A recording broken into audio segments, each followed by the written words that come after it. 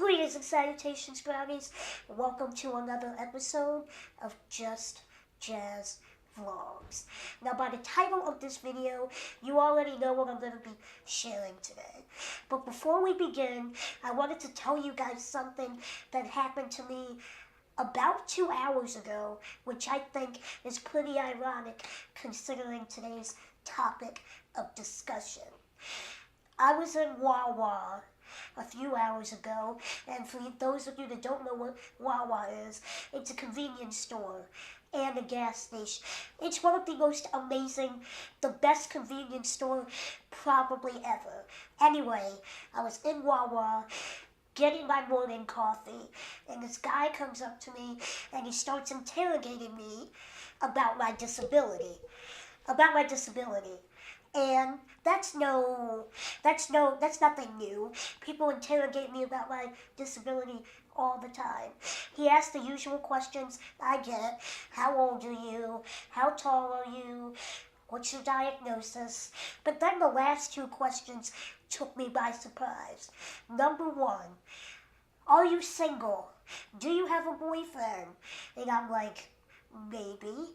Again, not really weird, but still, just a weird question. Anyway, the question he asked after that, he's like, oh, so is everything, work down there? And he looks me up and down, I guess trying to drop an innuendo asking if my sexual organs work properly. I guess he wanted to know if I were to have sex, can I feel anything? Obviously, it's none of his business, but I just looked at him and I said, I sure hope so, and wheeled away. I mean, obviously this guy is an asshole, but I'm not going to feed into it. That's his problem. I'm not going to waste my time getting angry. In my opinion, he's just an ignorant, sad individual. But moving on to today's topic. In lieu of the midterm elections, I decided to tell, I guess, my Me Too story. I wanted to do it during the campaign season, but we were so bombarded with all the campaign ads and crap, I wanted to wait and tell my story after everything was said and done. I also wanted to tell this story during the Brett Kavanaugh circus, but again, I wanted to wait until everything settled down. But for all of you who don't know, before I tell my sexual assault story, I want to give you some background into why I want to tell this story and what kind of triggered me to come out and discuss it with you guys. Brett Kavanaugh, who is now our Supreme Court Justice, was sworn in following the retirement of Anthony Kennedy, who retired earlier that year. Now, when someone is elected or wants to become the next Supreme Court Justice, there are a few things you have to go through. First, you have to get nominated by the president. Next, the Senate Judiciary Committee asked the nominee a series of questions in multiple hearings to find out where their head is and just if they're the right fit to be the next justice. And lastly, the Senate votes if they're in or if they're out. Now you're probably wondering, Jazz, why are you giving me a history lesson on something that happened a few months ago? And the reason is because with this particular nominee, as they were going through his court hearings to decide if he is a fit justice, accusations of sexual assault caused by him came out, which delayed his process of becoming the next justice for an additional week. So the Senate could look into the accusations they brought forth Dr. Christine Blasey Ford, and it was just an entire circus. If you wanted an FBI investigation, you could have come to us. What you want to do is destroy this guy's life, hold this seat open, and hope you win in 2020. You've said that, not me. You've got nothing to apologize for. Now, I won't get into the rest of the story because I hope most of you are up to date with the news and everything. But if you're not, I will leave links to the entire story, and you can choose to read it and draw your own conclusions from there.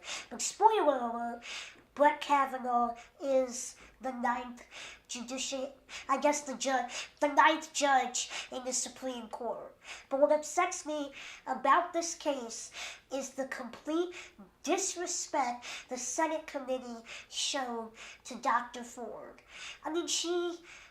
Of course she gained a lot of support from people, but she also gained nothing great either. It was more of a detriment to her in a way to come out and speak on this subject. Not only that, we had this idiot making fun of her at one of his hate rallies. 36 years ago, this happened. I had one beer, right? I had one beer. Well, do you think it was? Nope, it was one beer. Oh, good. How did you get home? I don't remember. How'd you get there? I don't remember. Where is the place? I don't remember. How many years ago was it? I don't know. During the entire hearing, this is what we heard from most of the Republican Senate committee members. Dr. Ford, we believe you were assaulted. We just do not believe that Brett Kavanaugh is the one who did it. Watching this entire circus unfold brought me back to memories of my own account for when I was sexually assaulted. I was assaulted physically when I was 5 and emotionally when I was 16. When I was 5 years old, I'm not going to get into the people of who was there and everything, but I was at somebody's house. I was sitting and watching TV, and this guy came over to me. I guess he was a relative of the person in the house, and in the beginning, he was nice. He was super friendly, and I was a friendly kid. So he's like, "What you watching?" Even though it was obvious I was probably watching Sesame Street or something. And he sat down next to me and asked, "Can I sit here?" I said, "Sure." And, after a few minutes of what he thought was comfortable, he started stroking my hair, stroking my face, rubbing my back, things like that. Basically grooming me in a way to make sure he can make his way down to the other area. And I remember asking him, "What you doing?" Like in a playful, he's like, "Nothing, I just think you're really pretty. I think you have beautiful hair." And I said, "Okay, I guess." I remember feeling a little uncomfortable because I didn't know this guy. So after a couple minutes, he started making his way down to his hand down my stomach, and then he started going down my leg, and by that point I knew what was happening, and I started screaming, "Stop, what are you doing? I don't like this." And he kept going. He tried to make it seem like we were just playing a game, and finally somebody heard what was going on, came downstairs, asked him what the problem was, and before I knew it, he had run out the house and basically said he had to go. Now, for the life of me, to this day, I can't remember what he looked like. I go to therapy. I've talked to my therapist about it. She basically said that the event was so traumatic that my brain probably blocked it out. And I remember the feelings. I remember his voice. I remember everything, but I could not tell you what he looked like to this day. Which brings me back to the Brett Kavanaugh sexual assault hearing and accusations.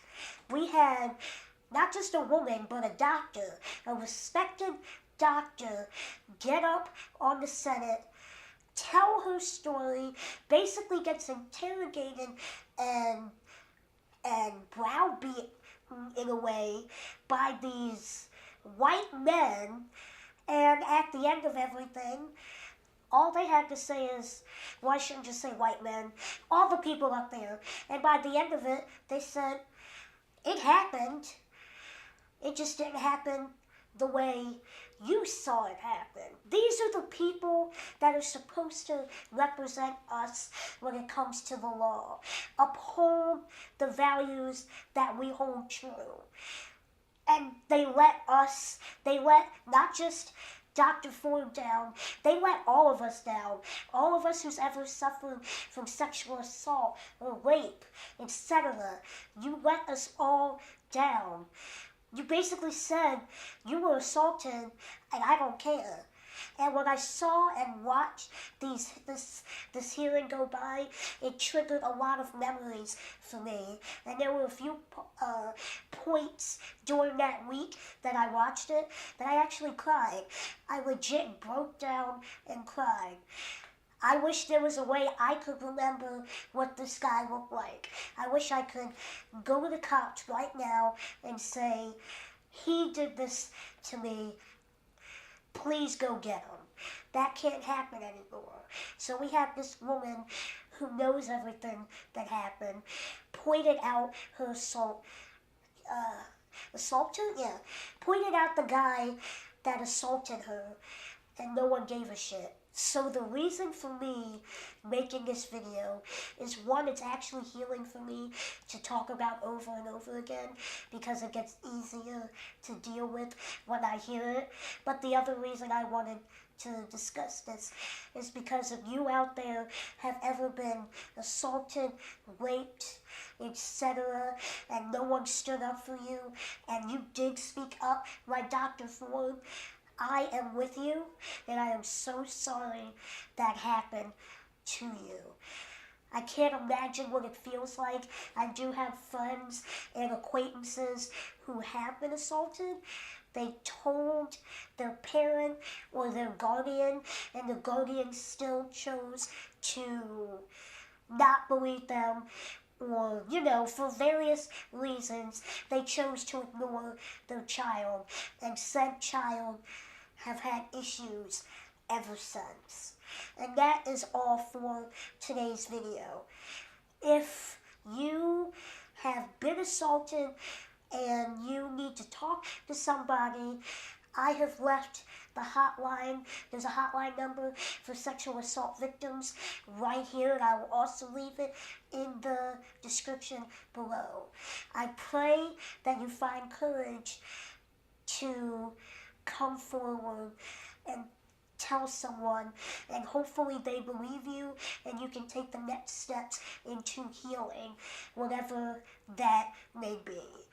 Don't forget to give this video a thumbs up and comment below. If you don't feel comfortable leaving a comment but want to talk to me about something that might have happened to you, you can email me at thisisgoodtv@gmail.com, which is in the description below, along with my Patreon account.